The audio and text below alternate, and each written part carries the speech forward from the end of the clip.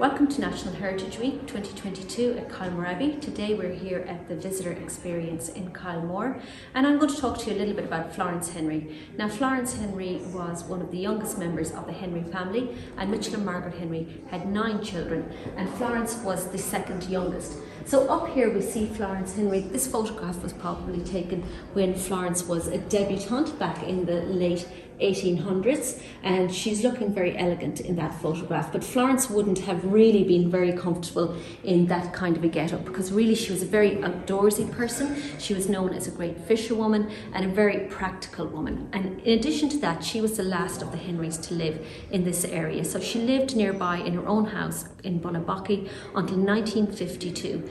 And what's interesting to us as well about Florence is she's one of the last of the Henrys that was known locally, and just until recently in living memory. And so we have a great connection with some of the families whose parents and grandparents worked for Florence Henry. And so we look forward to telling more of Florence's story in the near future. And we're going to be doing that with the help of our Community Heritage Grant that we were delighted to secure earlier in the year. And we're going to dedicate a full museum case here to Florence and her story and her local connections.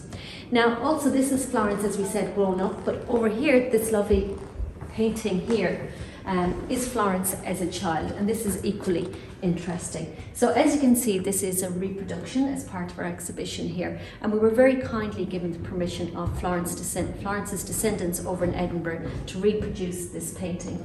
So we were told by the Henry family over in Edinburgh that when this painting was painted, the artist was sent her beautiful little peasant-style dress, and he painted the dress in his studio first. And then when he came to the house for Florence to sit for him, all he had to paint was her face and her hands. And that is a method that actually would have been used quite commonly when painting children.